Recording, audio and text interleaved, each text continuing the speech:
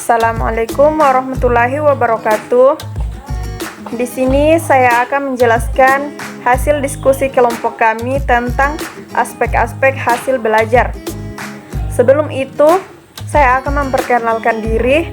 Nama saya Firdayanti dari kelas PTIKA 2019.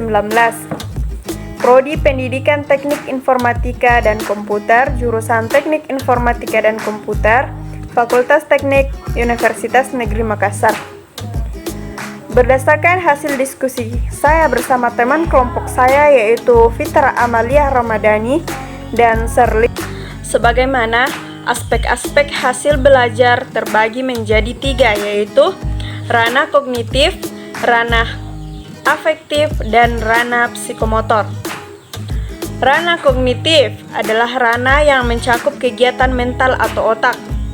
Ranah kognitif berisi tentang perilaku-perilaku yang menekankan pada aspek intelektual seperti pengetahuan, pengertian, dan keterampilan berpikir. Kemudian indikator kognitif proses merupakan perilaku atau behavior siswa yang diharapkan muncul setelah melakukan serangkaian kegiatan untuk mencapai kompetensi yang diharapkan. Seseorang dapat dikatakan telah belajar sesuatu dalam dirinya apabila telah terjadi perubahan. Akan tetapi tidak semua perubahan terjadi. Hasil belajar merupakan pencapaian tujuan belajar dan hasil belajar sebagai produk dari proses belajar. Indikator kognitif produk berkaitan dengan perilaku siswa yang diharapkan tumbuh untuk mencapai kompetensi yang telah ditetapkan. Indikator kognitif produk disusun dengan menggunakan kata kerja operasional aspek kognitif. Aspek kognitif dibedakan atas 6 jenjang yang diurutkan dalam taksonomi Bloom yang direvisi oleh David R. Cradwell, bisa dilihat pada gambar berikut. Ranah kognitif memiliki 6 jenjang atau aspek, yaitu 1. Pengetahuan, hafalan, ingatan atau knowledge. Mengingat adalah proses kognitif paling rendah pada taksonomi Bloom. Pengetahuan dalam pengertian ini melibatkan proses mengingat kembali atau recall atau mengenal kembali, recognition. Mengingat merupakan usaha mendapatkan kembali pengetahuan dari memori atau ingatan yang telah lampau maupun yang baru saja didapatkan. Yang kedua yaitu pemahaman atau comprehension. Pada jenjang ini siswa dituntut agar dapat menunjukkan bahwa mereka telah mempunyai pengertian yang memadai untuk mengorganisasikan dan menyusun materi. Kemampuan untuk memahami instruksi dan menegaskan pengertian, makna, ide, atau konsep yang telah diajarkan. Yang ketiga yaitu penerapan atau application. Menerapkan adalah kemampuan melakukan sesuatu dan mengaplikasikan konsep dalam situasi tertentu. Menerapkan berkaitan dengan dimensi pengetahuan atau procedural knowledge. Menerapkan meliputi kegiatan menjalankan prosedur atau execution dan mengimplementasikan atau implementing. Yang keempat yaitu analisis. Menganalisis adalah kemampuan memisahkan konsep ke dalam beberapa unsur-unsur serta mengorganisasikan prinsip-prinsip. Pada jenjang ini siswa dituntut mengidentifikasi bagian-bagian penyusun dan fungsi dari proses atau konsep. Yang kelima yaitu sintesis. Evaluasi berkaitan dengan kemampuan menetapkan derajat sesuatu berdasarkan norma, kriteria, atau patokan tertentu. Evaluasi berkaitan dengan proses kognitif, memberikan penilaian berdasarkan kriteria dan standar-standar yang sudah ada. Kriteria yang biasanya digunakan adalah kualitas, efektivitas, efisiensi, dan konsistensi. Jenjang ini menuntut siswa untuk mereview atau perencanaan strategis dalam kaitan dengan keberlangsungan program serta menghitung akibat dari suatu perencanaan atau strategi. Kemudian yang terakhir yaitu penilaian atau penghargaan atau evaluasi. Menciptakan adalah kemampuan memadukan unsur-unsur menjadi sesuatu bentuk baru yang utuh dan koheren, atau membuat sesuatu yang orisinil. Menciptakan sangat berkaitan erat dengan pengalaman belajar siswa pada pertemuan sebelumnya. Meskipun menciptakan mengarah pada proses berpikir kreatif, namun tidak secara total berpengaruh pada kemampuan siswa untuk menciptakan pada jenjang ini, yaitu mengarahkan siswa untuk dapat melaksanakan dan menghasilkan karya yang dapat dibuat oleh semua siswa. Teknik penilaian ranah kognitif. Penilaian kompetensi pengetahuan antara lain yaitu tes tertulis, misalnya pilihan ganda, isian, jawaban singkat, benar salah, atau menjodohkan uraian. Kemudian tes lisan, yaitu tanya jawab. Kemudian penugasan, antara lain tugas yang dilakukan secara individu ataupun kelompok. Kemudian portofolio, yaitu dokumentasi atau sertifikat sebagai bukti pencapaian kompetensi atau prestasi.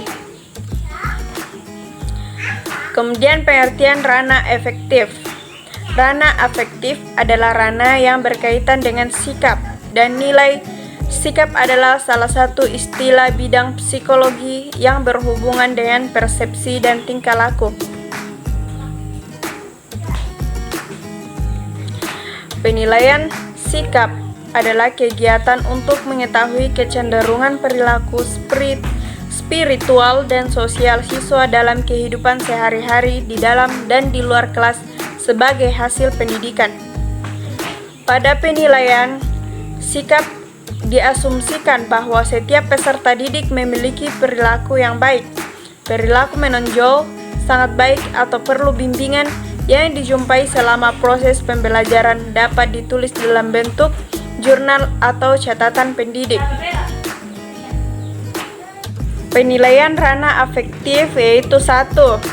Teknik penilaian sikap pada kurikulum 2013 antara lain meliputi observasi, penilaian antar teman, penilaian diri, dan wawancara. Yang kedua, hasil observasi guru terhadap sikap siswa yang menonjol atau positif maupun negatif saat pembelajaran dicatat dalam jurnal harian.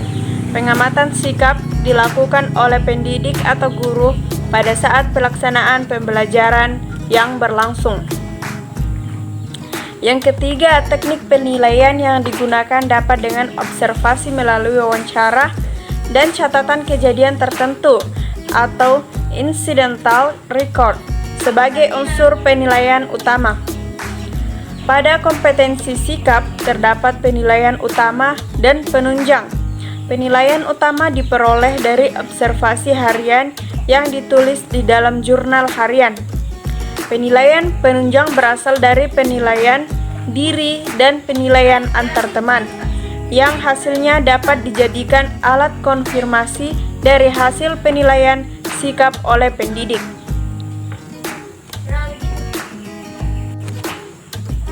Penilaian ranah afektif dapat dilihat pada diagram berikut, yaitu pertama penilaian sikap terbagi menjadi dua, yaitu utama dan penunjang. Yang utama yaitu observasi oleh guru mata pelajaran selama 1 semester, dilaksanakan selama proses jam pembelajaran. Kemudian observasi oleh wali kelas dan guru BK selama 1 semester, dilaksanakan di luar jam pembelajaran baik secara langsung maupun berdasarkan informasi atau laporan yang valid. Kemudian penunjang. Penunjang terdiri dari penilaian antar teman dan penilaian diri, yaitu dilaksanakan sekurang-kurangnya 1 kali menjelang UAS. Kemudian yang terakhir yaitu ranah psikomotorik. Ranah psikomotor merupakan ranah yang berkaitan dengan keterampilan atau skill atau kemampuan bertindak setelah seseorang menerima pengalaman belajar tertentu. Dalam ranah psikomotorik, terdapat beberapa jenis penilaian yang dapat dilakukan guru untuk mendapatkan nilai psikomotor dari peserta didik. Di antaranya yaitu dengan mengambil nilai praktik atau kinerja, proyek, dan portofolio. Beberapa penilaian tersebut mampu menunjang penilaian psikomotorik yang dilakukan oleh guru karena berhubungan dengan kemampuan keterampilan peserta didik dalam pembelajaran. Ketiga jenis penilaian dalam penilaian psikomotorik tersebut mempunyai teknik tersendiri untuk bisa mendapatkan sebuah nilai dari peserta didik. Hasil belajar keterampilan atau psikomotor dapat diukur melalui yang pertama, pengamatan langsung dan penilaian tingkah laku peserta didik selama proses pembelajaran praktik berlangsung.